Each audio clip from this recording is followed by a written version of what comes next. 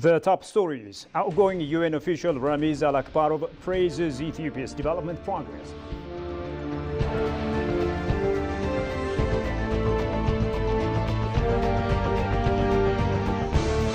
And Haramaya University President hails GERD leadership as exemplary.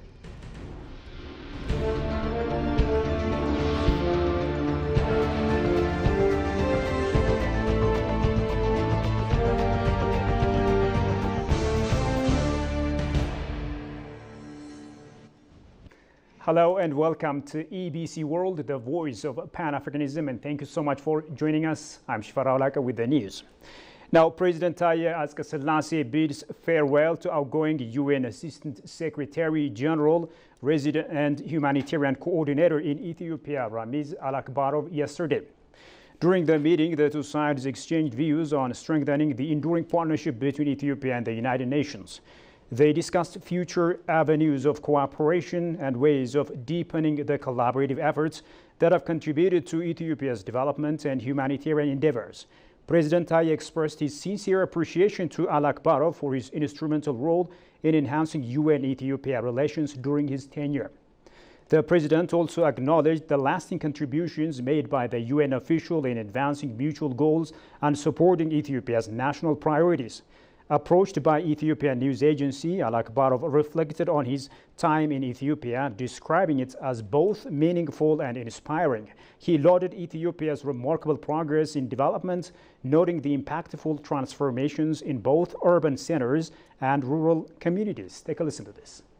For the last 2 years that I've been in Ethiopia, I must admit I have seen an amazing transformation happening in this country. And if you even look at the Addis Ababa or our regional capitals, you see this strong change in the way the cities operate. The city corridor projects have transformed the capital and the regional cities. I was very, very impressed with one of the largest, probably the world's largest environmental initiative called Green Legacy. I have never seen any other country where you plant billions of trees. The outgoing Assistant Secretary General reaffirmed that the collaborative partnership between Ethiopia and the United Nations will further be strengthened in the coming years. Take a listen to this again. I have been very honored to be able to sign with the government of Ethiopia our 5-year partnership plan. It happened just a couple of weeks ago. And this plan has envisaged partnership towards the Agenda 2030, and by the year 2030 this 5-year plan will be over. It amounts to the $6 billion, and what we're looking at is 5 transformative areas of work in which we will be working. The first of all, we will be focusing on to build very strong food systems and very strong resilient food systems. As you know, we will be hosting the Food Systems Summit here just a few weeks later this month, and that's also a testimony of already great work which I spoke about, so we'll be focusing on that. The Ministry of Foreign Affairs announces that Ethiopia has registered significant diplomatic achievements during the 2017 Ethiopian fiscal year. According to the Ministry of Foreign Affairs, in a media briefing today, spokesperson of the Ministry of Foreign Affairs, Nebiat Getachew, said Ethiopia's growing regional and global influence was reflected in its active diplomacy across peace, multilateral cooperation, and economic partnerships. The country focused on deepening ties with neighbors through energy and infrastructure integration, while also playing a key role in promoting peace in the Horn of Africa. Ethiopia signed several bilateral and multilateral agreements, enhanced its international profile, and offered 968 free university scholarships to students from neighboring countries, demonstrating regional solidarity. To boost economic diplomacy, Ethiopia promoted investment opportunities in 160 global forums and participated in 118 trade events, creating over 150 new market linkages for exports. Nebiat also highlighted Ethiopia's citizen-centered diplomacy, noting the repatriation of over 131,000 nationals from 21 countries. Looking ahead, Ethiopia will host 2 major international events: the UN Food Systems Summit from July 27 to 29 co-hosted with Italy, and the second Africa Climate Summit from September 8 to 10 alongside the African Union. These events aim to boost Ethiopia's global role in climate action, sustainable development, and international cooperation.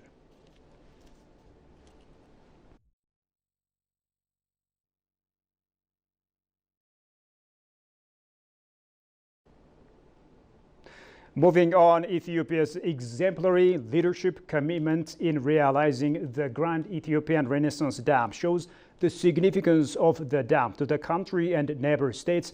That's according to the Haramaya University president. The president, Jamal Yusuf, told EBC that the substantial power the GERD supplies to the national grid will have a big impact on the quality of instruction and research efforts of higher institutions. Sintayo Tamrat reports. Following Ethiopian government's announcement of the inauguration of the Grand Ethiopian Renaissance Dam, GERD, Ethiopians from all walks of life are reacting on the achievement of the project and its contribution. Speaking to EBC World, Haramaya University President Jamal Yusuf says, Ethiopia's commitment in realizing GERD shows the significance of the dam to the country as well as neighboring countries. The president added that the vision of the dam will also benefit downstream states who were trying to stop Ethiopia from building the dam. Exemplary leadership, commitment makes a difference, regardless of all the noise.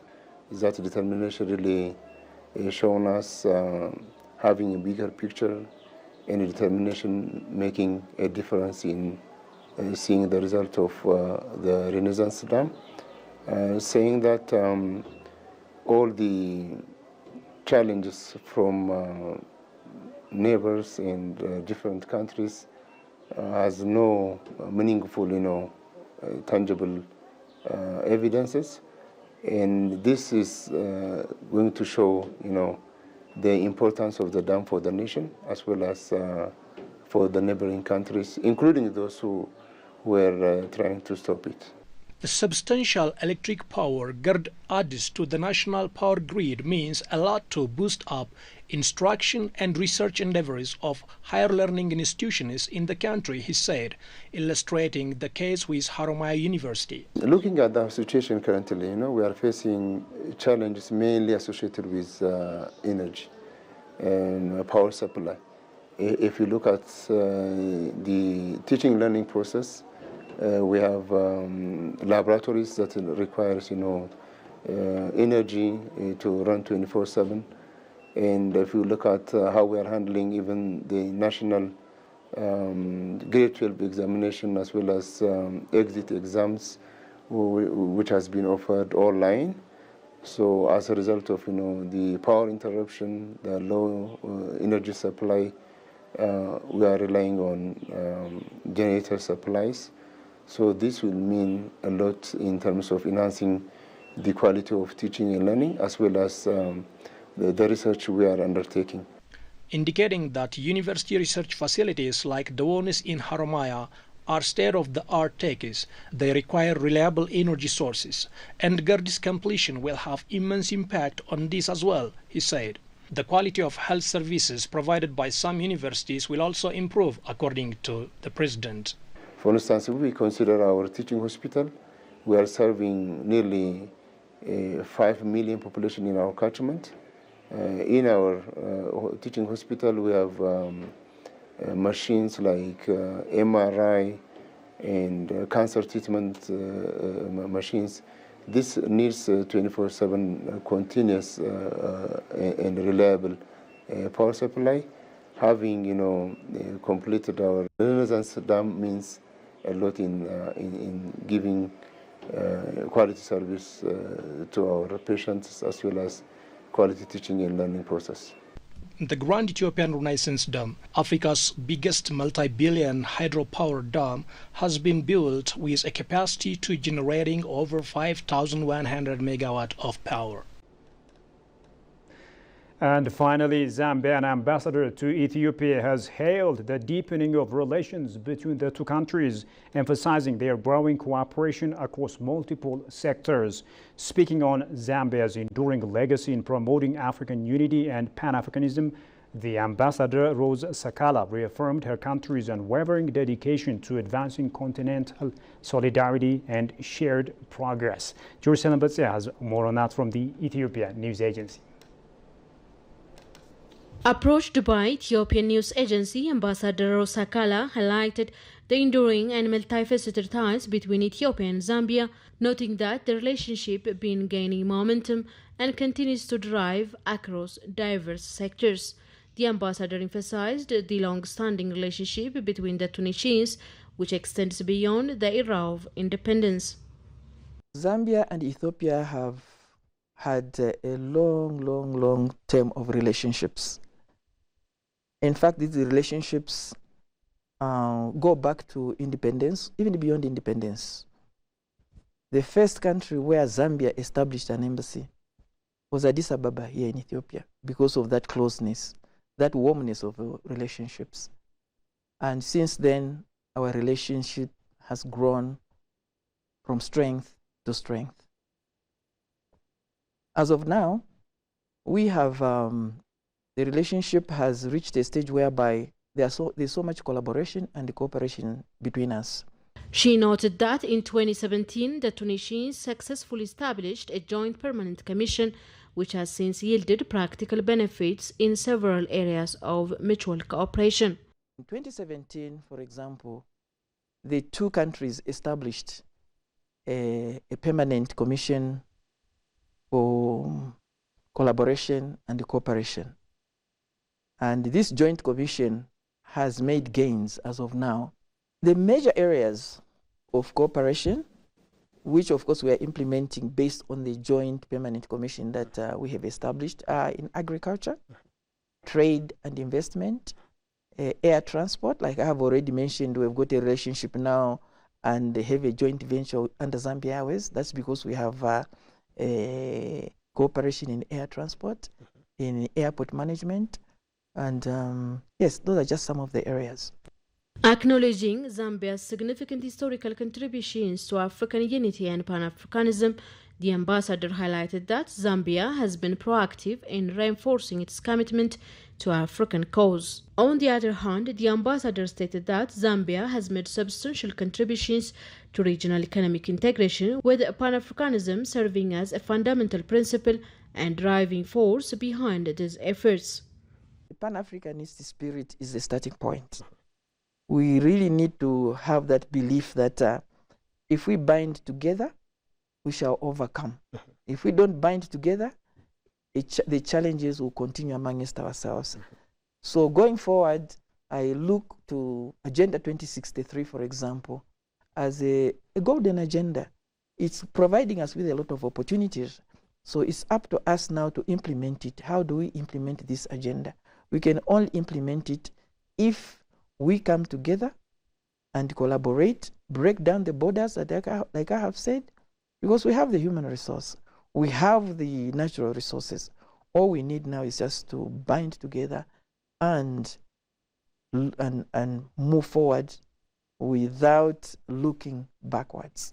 Regarding the African Union's blueprint, Agenda 2063, the ambassador described it as a golden agenda that presents numerous opportunities for Africa, urging for its implementation through collaborative efforts. Well, the viewers, you have been watching ABC World, the voice of Pan-Africanism. Now a quick recap of the top stories. Outgoing UN official Ramiz Al-Akbarov praises Ethiopia's development progress.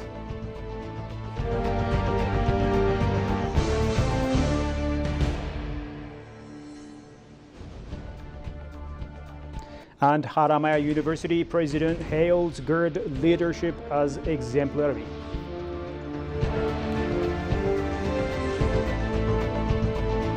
Well, the viewers, with that we come to the end of today's news. Many thanks for watching us.